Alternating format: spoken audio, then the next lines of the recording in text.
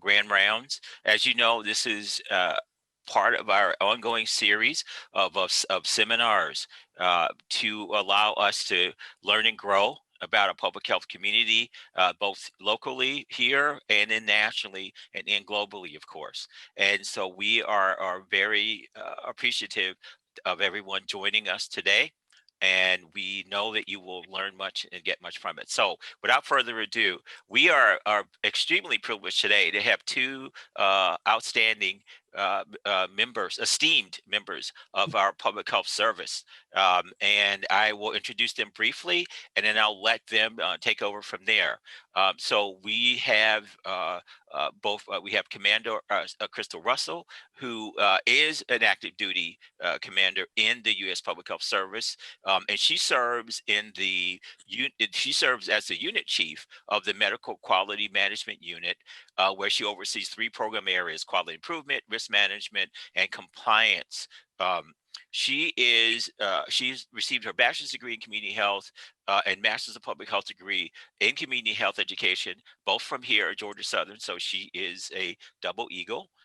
And she also possesses a doctorate degree in public health, emphasis in epidemiology. Our other esteemed presenter is Commander Todd Aaron Johnson. And he's also an active duty member of the Public Health Service out of Dallas, Texas. He serves as the regional program manager for the CMS Quality Improvement and Innovation Group, the Division of Kidney Health. And then prior to that, though, he served as a subject matter expert, providing leadership and technical assistance for the Community Health Emergency Program. He was commissioned. He's actually an Air Force veteran. And let's see. So he received his bachelor's degree in criminal justice from Lamar University, and then a master's of social work from Clark Atlanta University. And he's been working in the field of social work for more than 28 years. So he's a fellow social worker. Always proud to see that. So without further ado, then I will turn this over to our esteemed commanders and let Ms. Chango, we will be recording, and Ms. Chango will assist with the program. So over to you, Dr. Russell, and Mr. Johnson. Thank you, sir. And let me thank you for inviting us to be here with in your March Grand Rounds. We appreciate the opportunity to always talk about something that's dear to both Todd, Commander Johnson, and I's heart. And so today we want to take just a few minutes of your time to talk a little bit about the United States Public Health Service, which is the best kept secret around. It's something that is not told, not talked about, not mentioned, least understood, but today we hope that you will understand it a little bit better. So with that, I'm going to ask that the video be played, and then we'll move to the presentation.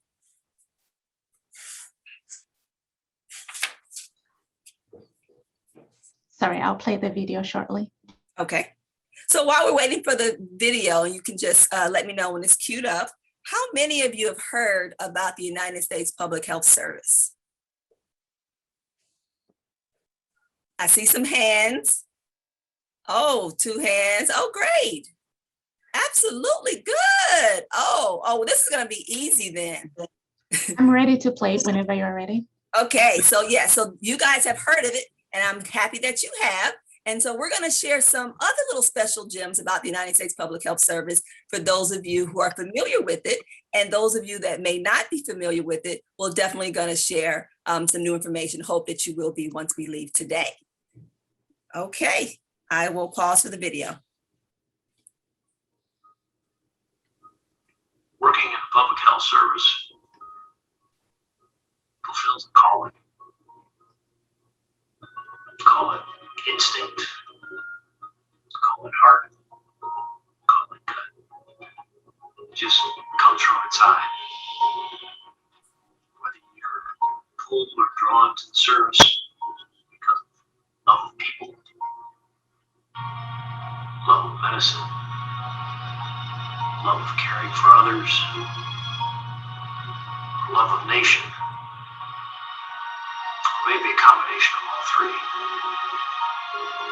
The real question is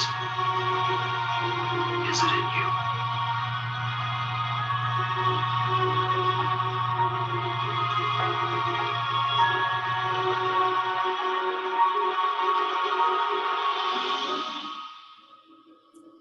thank you for playing that.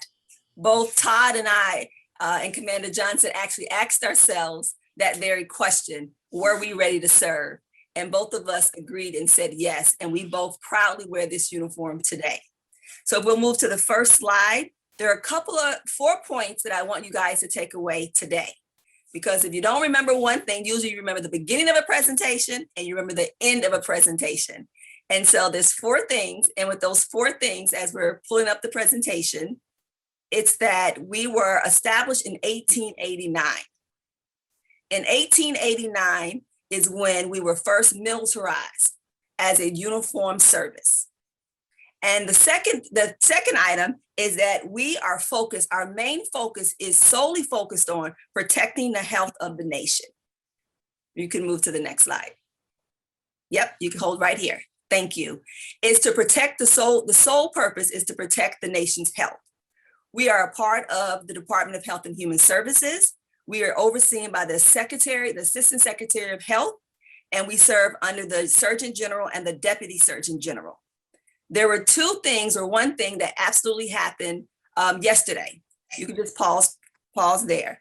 There were 2 things that happened yesterday in our history of the United States Public Health Service. We're always making history. Does anybody know? Well, that's okay. Commander Johnson, do you know what happened yesterday? I'm gonna put you on the spot. Okay, sir. So we were named, the 17th Secretary for Health was named on yesterday, Dr. Levine, and the 21st Surgeon General was named and just took the oath today. So it's very ironic that we're having this meeting today on a very historic day. As many of you know, Dr. Murthy was actually our Surgeon General prior to our last seated Surgeon General. He is the first Surgeon General to be reinstated or renamed and taken the oath given the oath by the President of the United States to sit in as a Surgeon General after being already the Surgeon General. And he did not have 2 consecutive terms. So that's another history for a history mark for us. But as we look at this slide on the screen, we talk about the history of the United States Public Health Service. It's very, very rich. It dates back even beyond 1889, where we actually was established as a corps. But in 1798, the Relief Act of Disabled Seamen. What was that act? That act had actually allowed 20 cents from each seaman, and those seamen, that 20 cents went into a budget. And from that, marine hospitals were built. And that 20 cents also was established or put aside to take care of the seamen after they came back from sea. And so as part of that act, they started to build marine hospitals throughout the United States. The first marine hospital was built and established in 1870, and it was on the East Coast. Most of the earlier marine hospitals were on the East Coast, with the first one being in Boston. And then after that initial marine hospital was built, they started to build them across the United States. And across the United States, they actually followed the military lines. And so you see that the history here, and then in 1878, under the first serving general, Dr. Maynard Wood, he began to see that there was a need. And instead of just having physicians to serve in the capacity, he decided that we needed multiple different healthcare providers to serve.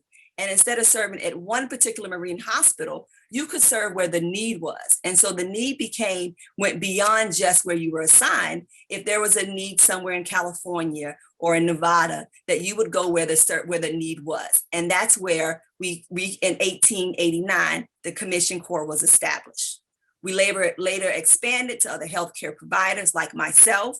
As a public health individual and professional, we began to expand anything like Commander Johnson as a social worker. Then they realized that it was definitely a need for just other than physicians to serve in the capacity. Also, which is very interesting point that we'll bring back a little bit later, is that it was actually in 1875 was our first outbreak that we actually conducted, or we actually responded to, and that was the yellow fever. Also, the United States was expanding, and in that expansion, we were United States Public Health Service. We were a part of looking and actually providing health care for individuals as they enter to the United States to ensure that any diseases that was coming in or any diseases to prevent diseases from coming in. And so that was one of the biggest acts or the services that we did. Once they realized at that time in this history, so when you go on, it's like it's telling a story. Once we realized that we needed more of that, then that's when we became what we consider to be militarized. And then that's where the uniforms came into place. And as you see, we're still serving today. Next slide. Who are we? There are over 6,000 officers that are in different federal agencies across the United States. We are one of 8 uniform services. And I know people want to think of the top 4 or 5, but there are a total of 8. Can someone or can we as a collective group name what those 8 uniform services are? Yes, ma'am. Okay, let me hear somebody. Is that 4? U.S. Army, Navy, Air Force, Marines, Coast Guard, NOAA, Public Health Service, and Space Force. Woo! That is awesome. Thank you. That Space Force was a tricky one because that's what changed us from 7 to 8, which I'm so accustomed. But yes, you're exactly right. You named it, sir. Thank you for that. Next slide. Our mission. When we talk about the mission of the United States Public Health Service, our mission is to protect, next slide, is to protect, promote, and advance the health and safety of the nation.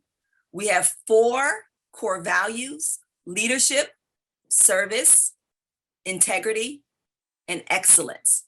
That means when we commit in this public health service, we commit that we will be leaders in our agencies. We are dedicated to loyalty.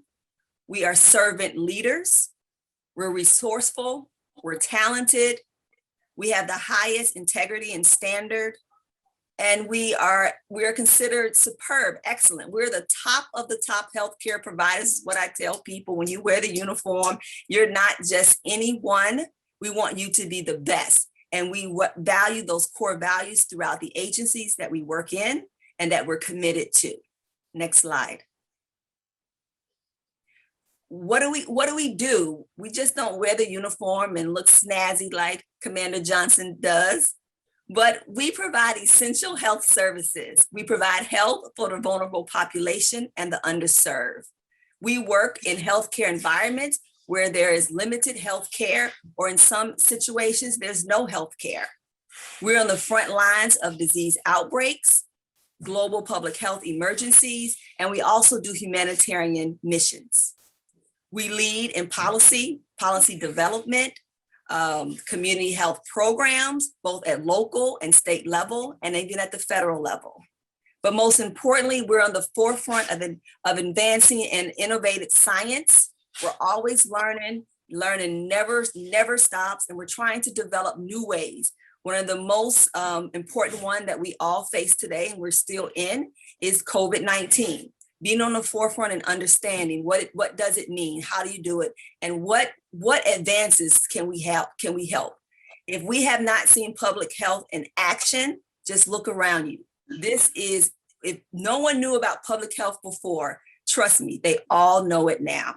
And it's because of what you're studying and what we do and what many of us on this line today hold so dear to our heart. So it's not just left, as what is public health? What do you do? It's only nurses and doctors, but there's so much more. And I think we're all been impacted by that today.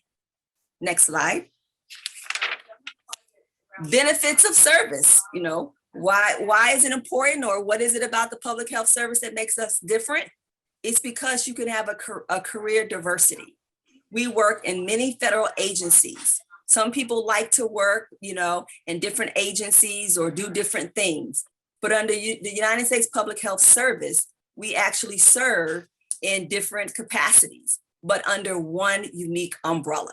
So when you change jobs or there's time to move on, or you want something new, or you're kind of burnt out at something, there's an opportunity to move to a different agency to impact and to use your skills in a different area. So we have a diverse career path.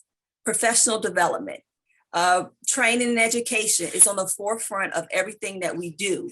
It's a part of our benchmarks. As an officer, we have benchmarks that we have to maintain yearly. And those benchmarks are, when we make our next rank, when we move forward in positions and careers, there's always an opportunities for leadership and career advancement, not only within our individual divisions or agencies that we work for, but also within ourselves. I think sometimes you look around the offices, you're like, you're studying what again? Many of my colleagues go literally from one degree to another certification. And so that's professional development is very important. Work-life balance. That's something that I think the millennials and on has all transitioned us into, is work-life balance and what that really looks like. There are 30 paid leave days within the accumulation of the first month when you put on the uniform or when you become an officer. So that is one of the, I guess, the perks of what people look for when you're looking at a career and a career opportunity. Financial advancements, non-taxable housing, compensation, 401k, thrift savings plans. It's a wonderful opportunity. And what I tell people all the time about the United States Public Health Service, which is the best kept secret, is that it's also, you look at the long term and your benefits. The industry may look good, the numbers may seem great, but you have to look at the full package of your career and as a public health opportunity. And the United States Public Health Service allows us to do that. Next slide. Good morning. I'm Commander Johnson. I'm going to talk a little bit about where we work, kind of give you an idea of where we serve and some of the agencies that we work in. As Commander Russell alluded to, we have over 6,000 officers in over 800 locations in all of the 50 states, and also in some foreign assignments as well, including the World Health Organization. So some of the agencies we work in is of course, the Department of Health and Human Services, CDC, CMS, SAMHSA, USDA. We work in the Department of Defense. Like right now, we have we work with the Defense Health Administration, as well as we have a MOU with a number of Air Force, Navy to have officers serve actually on site on the base to do medical as well as mental health services. In addition to that, the U.S. Agency for International Development, the State Department, we provide the medical services for the Federal Bureau of Prisons. So we work in prisons scattered across the nation. Also, we have assignments in state governments and also local agencies. One of the other things I wanted to mention was we also serve in the U.S. Marshal Service. We have a behavioral health arm there, as well as the Coast Guard. We have a number of positions that have been outlined to provide their behavioral health as well as their work-life program. So for the Coast Guard locations across the nation, we have officers there as well. Also the Department of Interior. So one of the great things about being in the Corps is in addition to working towards the overall mission of the United States Public Health Service, you also get to work towards the various missions of all of the different agencies in terms of working towards what their goal and their mission is in order to serve the public and to serve the nation. And so I would say that you really get to stretch yourself in terms of your discipline. So you're not just relegated to clinical work. You're not just relegated to administrative work. So policy development, program development. So you get to do a number of emergency management. You get to do a number of different things. Next slide, please. And so these are these are the professional categories that we serve in. We have medical, of course, that's your physicians, dentists, veterinarians. A lot of these are more self-explanatory than nurse. For the therapist, you have occupational, physical, speech and language, pathologists, audiologists, and also respiratory therapy, dietitian, and health services, which me and Commander Russell are both part of. We are more of a hodgepodge of different disciplines, engineer, environmental health, and also scientists, where you have regulatory affairs, biologists, science administration. When you look at the diversity of all of the different categories, you really, in terms of medical and public health, you really scan the gamut of all of the different disciplines. Next slide. So health services, this is the category that we're in. And as you can see, there are a number of different disciplines, from dental hygienists to medical technologists, optometrists, physician's assistants, public health professionals, social workers, informatics specialists. So there are a number of different disciplines in which you can work, and in which people can serve. And so, so a lot of people, if they see public health service, they may think just doctor, nurse, or public health professional, but there are a number of different things that people can serve in. So there's a lot of diversity. And so you get to work with a lot of different professionals, gain a lot of professional knowledge, build a lot of professional relationships to assist you in advancing your career and developing yourself as a premier public health professional. Next slide, please. Readiness and deployment. Within the Office of the Surgeon General, through our headquarters, these are some of the things that we're responsible for in terms of coordinating readiness and deployment. Domestic and international operations, teams and individuals, local communities, assisting them in terms of emergency preparedness.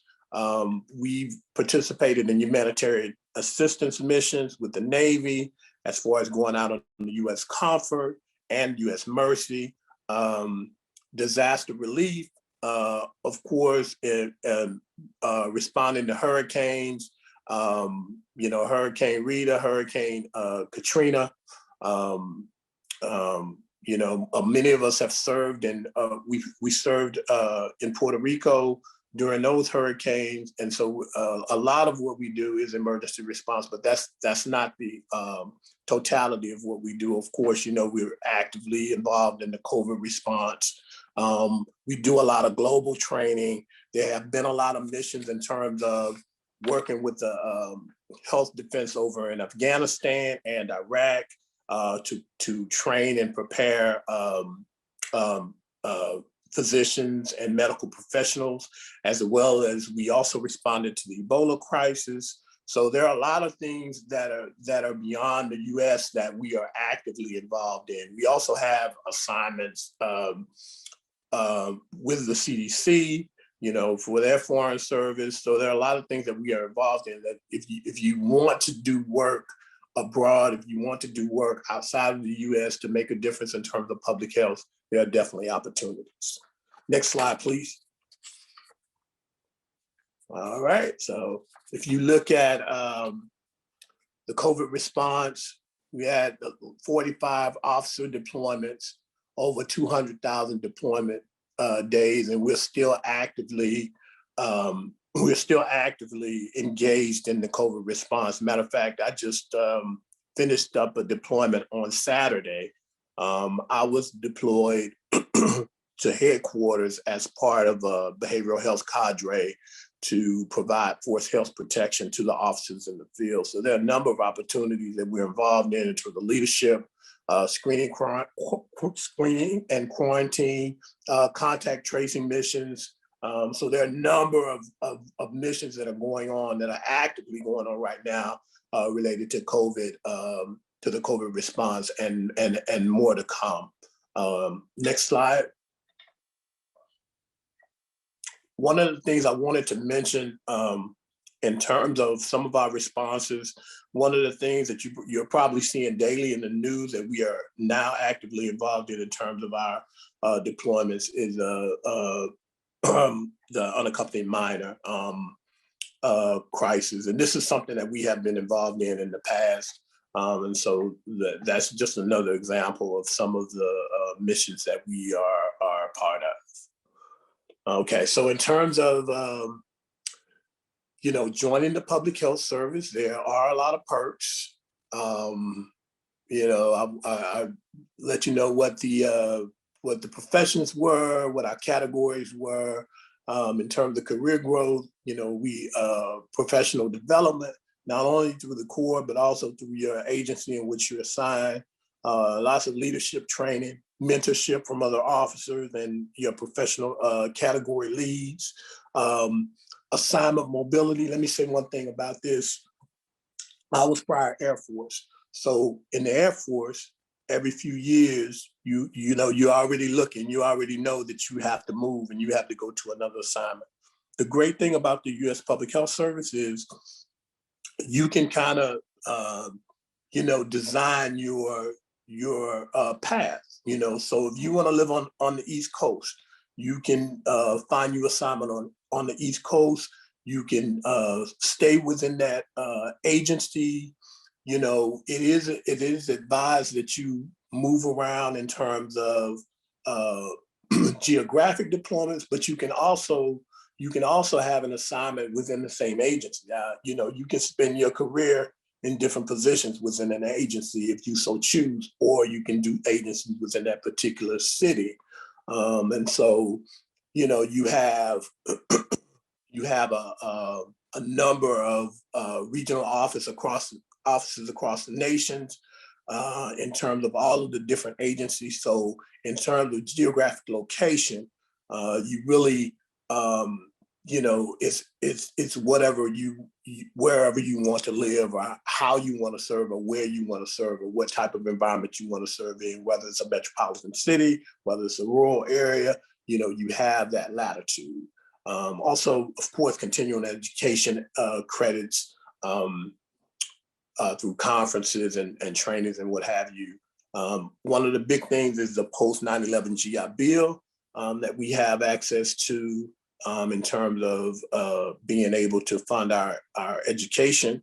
And we also have, I think after you serve for 10 years, you can transfer the post GI Bill to one of your dependents and one of your children. So I was fortunate enough. My oldest went to school on the GI Bill, and so I was able to fund her education through that. So it's a great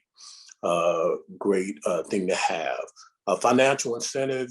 We have a competitive compensation package in terms of our pay, housing allowance, health care, second to none in terms of what's paid for. You don't have to come out of pocket.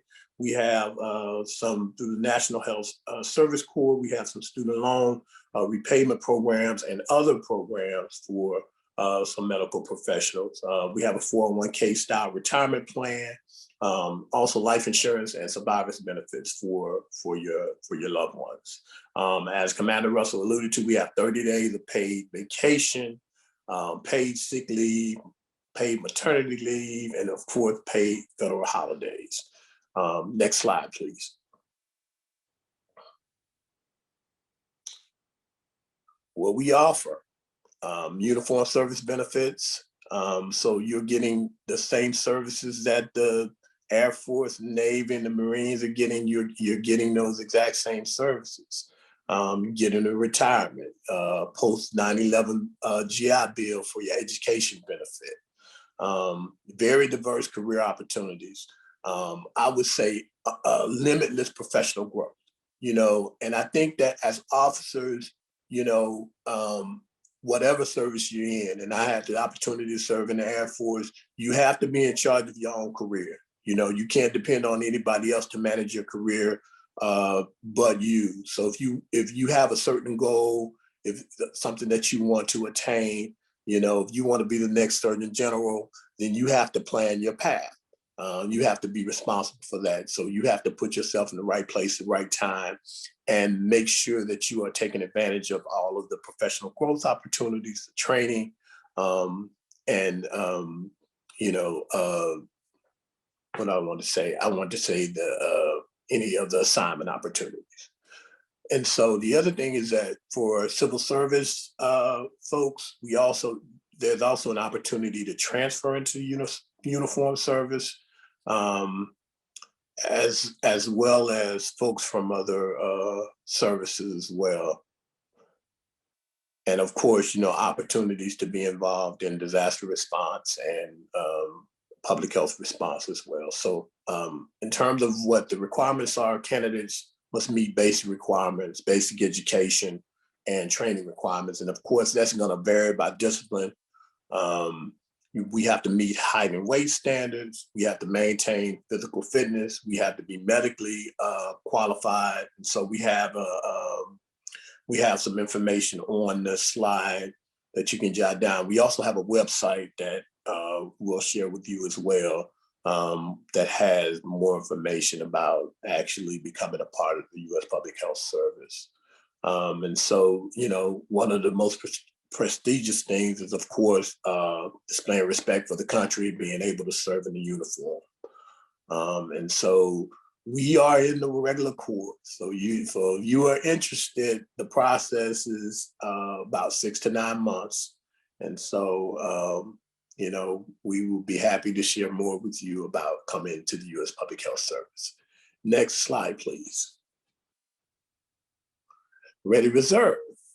As a result of the coronavirus aid and relief and economic security, the CARES Act, that was signed into law on March 27th, 2020, the Ready Reserve Corps was established. And so these applicants, they must meet the same requirements as the regular Corps. They will support the U.S. Commission Corps, increase our capacity to respond to any health emergencies, whether they be regional, national, or global. Assist us in preserving our major clinical care positions, because we have a lot of clinical care positions at the different agencies that are very crucial in terms of pulling those providers from there to be deployed. Can have an impact on patient care. So this will definitely help us in terms of maintaining that surge capacity to meet the needs of the current agencies that we serve in. It's also an opportunity to serve with other clinical and public health professionals, and professionals who cannot, folks that cannot commit to a full-time active duty. So it gives them an opportunity to serve. Like any other services, they have reserve components, but to not have to have a full-time commitment. Next slide, please. All right, well, I will start something that we, Commander Russell, inserted into the presentation to kind of have us talk about. This is the most important part. How did you get there in your journey? Yeah. Our journey. How did we get here? And so I am a graduate of Clark Atlanta University in Atlanta. So I did my stint of school in Georgia as well. So I started out, after I graduated from grad school, I started out as a medical social worker. So I did home health. I worked in a hospital. I worked at the Thomas Street Clinic, which is a AIDS clinic in Houston, renowned AIDS clinic in Houston, Texas. Cut my teeth in that area. So I was heavily involved in public health when I first came out of school. And a little later on, I actually I saw an opportunity as a military social worker in the Air Force, and I transitioned into the Air Force. And so I was heavily involved in behavioral health, substance abuse. Also, I served in the family violence program. So you really had an opportunity to kind of do a whole a great deal of different things in throughout my career. I also served in nonprofit. I worked at an agency that actually provided behavioral health services and supportive services to formerly homeless veterans that had been addicted to substances. So did that for a number of years, and I worked for the health department back in the HIV and AIDS arena. Managed outreach teams and what have you. And then actually I ended up, before I came into the public health service, I was working for a local school district as a regional special education social worker. So before I would really consider myself to be kind of a frontline, social worker throughout my career. And so I was actually in the reserves at the time that I was working for the school district, and I was serving in I think I was at Beale Air Force Base working in the mental health clinic. And so one of my colleagues from the Air Force, who was already in the public health service, I reached out to them when we were just talking, and he was like, you need to consider the public health service. And so one of the interesting things was I knew about the public health service. I actually had started an application some years ago, years prior. But at that time I was like, well, okay, this is taking too long, or, I wasn't, it wasn't time yet. And so it wasn't time. And so, just so happened that there were a number of positions that were, that had been posted. There were a couple of positions in the employee assistance program through HHS Program Support Center, Federal Occupational Health. And so I applied to the position. After that, I got back on my application. And luckily a lot of my stuff had not expired. So I was able to kind of start working on that. So I think this was in the summertime. It was like June or July. In August, I got a call asking if I would be willing to relocate. And I was like, yeah, I'll relocate, because I was living in Houston at the time, Houston, Texas. And so then he said, okay, somebody will call and interview you. Call and set you up for an interview. I said, oh, okay, great. So they called me in October, established an interview. They called me back like right before the Thanksgiving holiday and told me that I got the job. And so that was November of 2007. And so February of 2008, I was on duty. So I was in Bethesda, Maryland.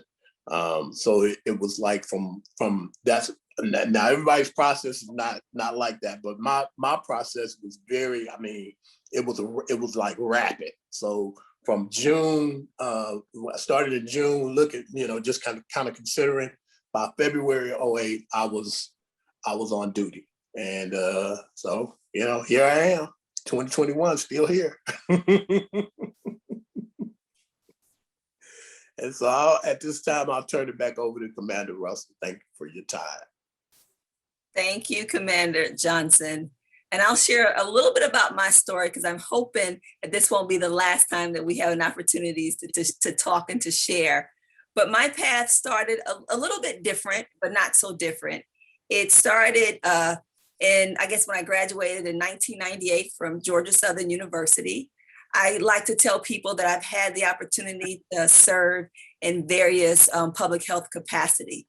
My first public health assignment was at a teen health clinic where I worked as a health educator. It was a very unique situation because it was a very diverse team. There was a nutritionist, a social worker, me as a health educator, nurses, and we were looking and serving the community and teens that of underserved populations. And that my first assignment was actually in Washington, D.C., where I'm currently serving now. And so as I matriculated through various different opportunities, I worked at a nonprofit agency doing fetal alcohol syndrome trainings for hospitals as well as for college students. I've worked in opportunities where I was a communicable disease specialist at the local health department, which I think was one of the most rewarding opportunities is contact investigation. It's so very, very unique about how we work and how we serve. And when I tie this back into my studies and the studies of public health and the things and the foundation, you know, with the program planning, the needs assessment, evaluation, all of those, how to make presentations, how to assess the community's needs, those are all the foundation and the foundational steps and the tools that I even use today. So with that, after that, I think that was probably when I went back to Georgia Southern. And at that time, I would hate to say, and please correct me if I'm wrong, somebody on the line, that I may have been a part of the first Masters of Public Health program, the first class at Georgia Southern, when you guys established that degree path, which I was quite excited and waiting for that opportunity to go back and complete that degree. Once I completed that degree, I did work in the State Department, also again, some more doing program evaluation at the state level. The last piece for me that was missing that I still had an interest in was the federal government and serving at the capacity where the need could be different. So when Commander Johnson mentioned that he's on the front lines and working on the front line and actually touching people and having those opportunities, the federal government piece gives you a different opportunity. It gives you an opportunity to reach thousands because the programs that you develop and that you look at doesn't touch 1 and 2 people. It reaches thousands depending on the agency that you work for. I joined the United States Public Health Service and became an officer in 2007. I know I'm dating myself, aren't I? In 2007, I'm almost at my 20 years. I'm so excited. They say when you hit your 20, then it's like, you know, whatever you want to do then. So I spent 10 years of my federal career as an officer working for the Centers for Medicaid and Medicare Services, where I did meet Commander Johnson at CMS. And I can be honest with you, when I first started that job, I was kind of not sure how public health was going to fit in, or you know how my role as a non-clinician was going to serve the population. And then I realized program planning, you know, looking at programs, understanding what people are doing in the facilities and contractors, which is important. You know, at the federal level, you have so many contracts and so many people who are serving the community and touching the people and touching and serving. But at the federal level, I'm designing those programs to do that. I'm the one that's establishing the requirements that should happen and that ensure, and then you make sure that those things are happening. And so I spent 10 years at CMS, and then at that time in the Division of Quality Improvement. And now where I serve, after those 10 years, I just kind of casually said, oh, after I do this, I'm gonna do something else for the next 10 years. And that's where I currently serve. But before you move off, before I tell you where I currently serve, these 2 pictures are the most recent deployment that I was activated in. And it's at Dobbins Air Force Base. And that it was actually with the index cases that came off of the cruise ships. And so this is at the forefront. It was last March when the cruise ships hit the United States and we didn't know what we were dealing with. And as the individuals came off of the cruise ships, they were dispersed. Individuals, the contact cases, index cases were dispersed throughout the United States. And we had a group that were here on the Dobbins Air Force Base in Atlanta. And that's where I'm serving. That's where those pictures are, where I'm in full PPE and you're learning how to put on PPE, take off PPE. And literally it was a joy. One of the things that Commander Johnson touched on, it's about meeting the people that you work with across the United States. And when you're deployed, you may not necessarily be deployed with people in your agency. You can be deployed with people in different agencies from NIH, CDC, Indian Health Services. And no matter what, when you come together, it's like the team is automatic because you know what you're there to do. And you meet people, then you go back, and some people you continue to have those relationships with, and others, like Commander Johnson, is an individual that we don't work together today, but you still have colleagues and you have people across the United States that has the same mission.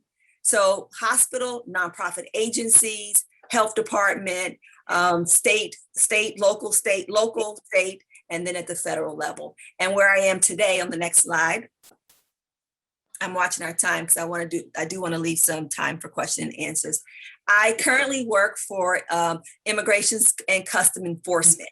It's not something that people typically think of a healthcare provider or someone who works in public health would serve in, but under ICE, there are 4 divisions, and under the enforcement and removal operations, there's the Immigration Health Service Corps.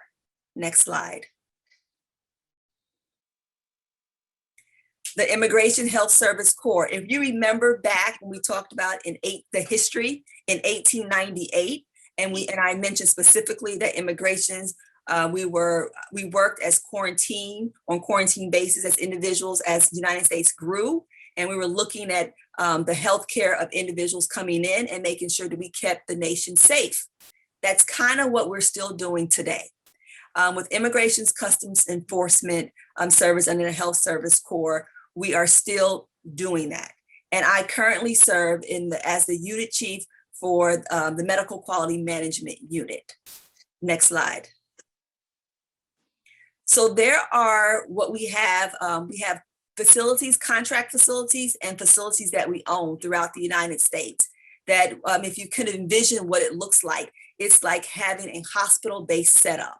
And in that hospital-based setup, you have direct and indirect care.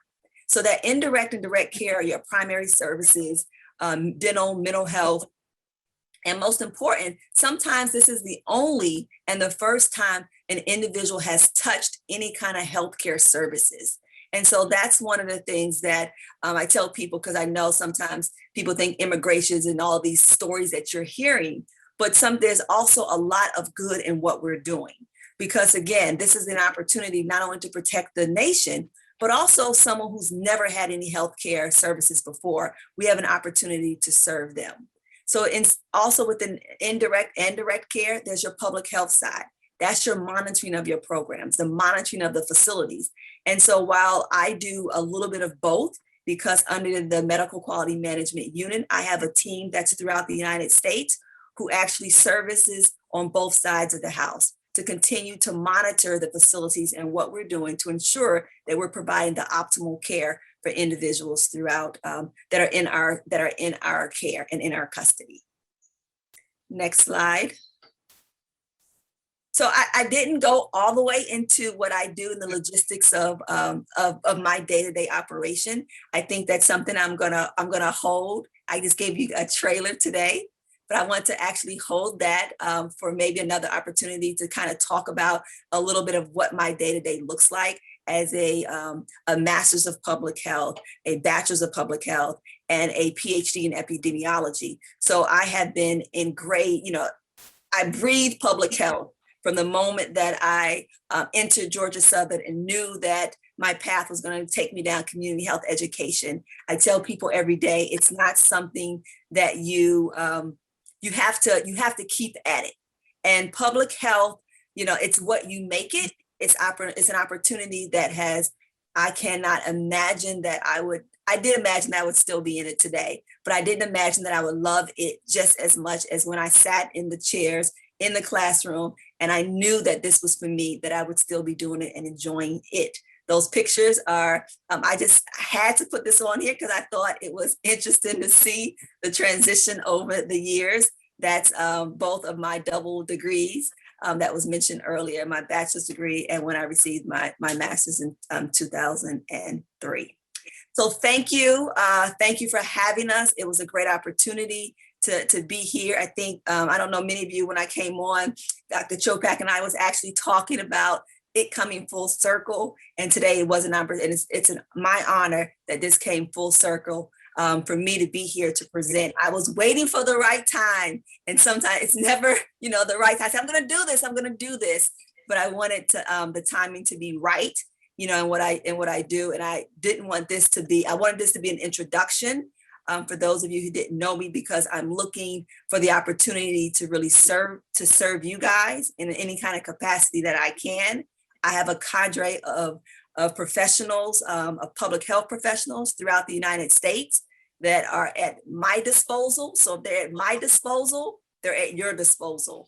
And whatever I can do to continue to help you, as I kind of voluntold Todd today to be here. See, we're still being voluntold. Commander Johnson, he no longer works for me, but he's still being voluntold. Yes. Thank you. But that's the relation. Yes. So we want to thank both of you, Dr. Commander Russell and then Commander Johnson. So we are going to move to questions. Please unmute your mic, and if you have any questions, you can either unmute your mic and ask, or we can put them in the chat, and we'll go from there. So anybody can start.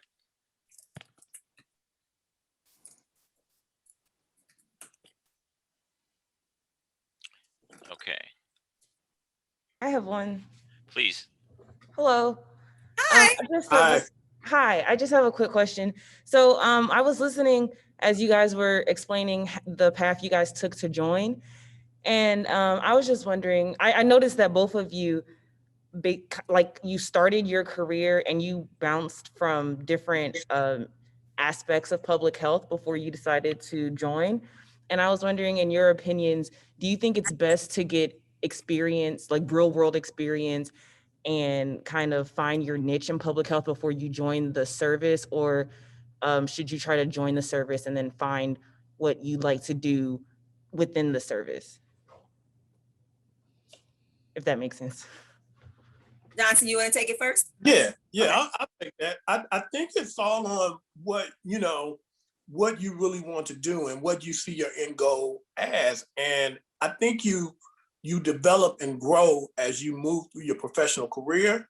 And so what you want to do now in the next 5 years, that may change, or you may want to get into a different aspect of that. So say like you may be interested in public health education right now, but in the next 5 years, you may be interested in program development, or you may be interested in research. And so I don't think there's a particular time for you to go in, because the public health service is so vast and there's so many different opportunities and agencies,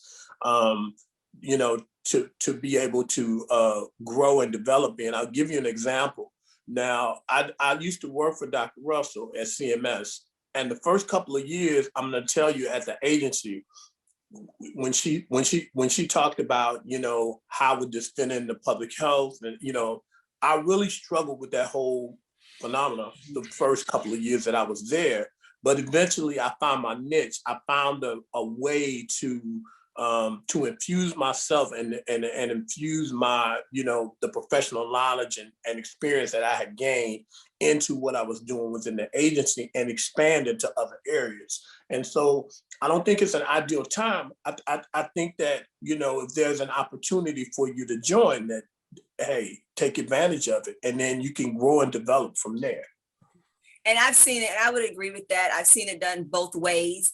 Todd and I came in with a lot of experience, public health experience, but I've also seen officers that come in directly out of school. We have a co-step program that's designed that way, so that you are in school and you go directly from school into serving. And so it's just really what is best, what's the best interest for you. Now, joining early, the advantage of that is that whenever you join, your clock starts then, and that's where your 20 years start. So had I wished I had joined earlier? Absolutely, because you have an opportunity to have a double career. So no, I would. It's really what's in your path and what's most interests you. Thank you Thank you both. for that question. Thank you so much. Yeah, thank you both. So you had a question from E. I'm not quite sure who E is, but they ask, hello, if you join, is there a contract specifying a length of time you have to serve? That's the first question. And then what is the turnover rate? That's the second question. And then what kind of benefits do the Reserve Corps have, and how long do you have to take? They take to be eligible? That's another question. And there's two more. So the other question after that one is, do you have any data on employee satisfaction and what is the work culture like? And then the last question is, how easy is it to change jobs if you are unhappy with your position? So I hope that you all were able to get those. They're in the chat if you needed to take a look. So I'll let maybe Mr. Johnson, since you covered a lot of that, maybe you want to take some of those questions. Yes, yes. I would say length of service. I would say, so say like for instance, when I first came in, you know, what happens is, so say like I'm in Houston and I relocate, I get into the Corps, and in my career, I transitioned to agency called Federal Occupational Health. Okay, so I was required to stay on duty there for at least 2 years. Because what happens is the agency provides, you know, they relocate you, you know, and all that kind of stuff. They spend the finances to relocate you and all of that, pay your salary and all of that kind of stuff for 2 years. So when you start out, you're gonna at least do a 2-year commitment. And of course, at any time, I mean, you know, it's gonna be up to you. You could separate from the service if it's, you know, if you have a different opportunity, or you know, if it's not a good fit, then of course you certainly can, you know, you can transition out. So I would say to start off, the length of service, you know, depending on whether you move to a different location, you can, you know, at least a 2-year commitment to start out. And Commander Johnson, that goes along the same time with if there's a job that you're not interested in, or usually it's a 2-year commitment when you take a new position, and then after you take that position, then if for some reason you're not interested in that job, it wasn't a good fit for you, then you could either leave the agency or either find another position within the agency. Yeah. And so 2 years is pretty much tied to most of our commitments. Yeah. Now, I will say that some of the MOUs have different time frames. So say like you get a position at one of the bases doing mental health at one of the Army bases. Your commitment may be a 3-year commitment. And so, you know, if that's where you start, you know, and you come into the Corps and you get that position, and you start with that position, and the expectation is that you will complete that 3 years. The other thing, I thought the other question. Rate. Oh, go ahead. Turnover rate. So turnover rate is very low. Once someone comes in as an officer, they usually do a career of 20 to 30 years. 30 years is the max. How often can you change positions? Again, within 2 years. Their culture, the culture is the culture of the agency.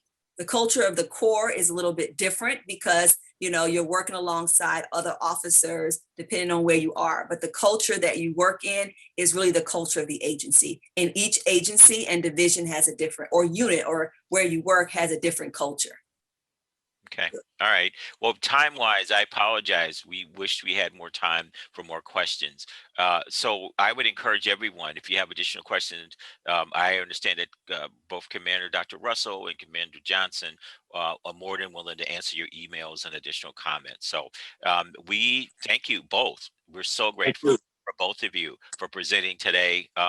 And we hope that we will get a chance to invite y'all back in one capacity or another. I know Dr. Russell has agreed to work with some of our students and other people, and we would like to definitely, you know, follow up with that. So anyway, thank you all. And then thanks everyone who participated in the call today. We will follow up with that, and we will make the slides available to you as usual, and we will post the recording as usual on our website. So again, go to the Office of practicing research under seminars, and you will find this outstanding presentation. So on behalf of everyone here, Jiann-Ping Sioux College of Public Health, we want to thank Commander Dr. Russell and Commander Johnson. You have our gratitude, and we hope that you'll all have a good rest of the week, weekend, and so forth. Thank you both. And any follow-up you would like, just please let us know. Thank you again. And then everyone, welcome. thank you for being on the call. Goodbye. Bye-bye.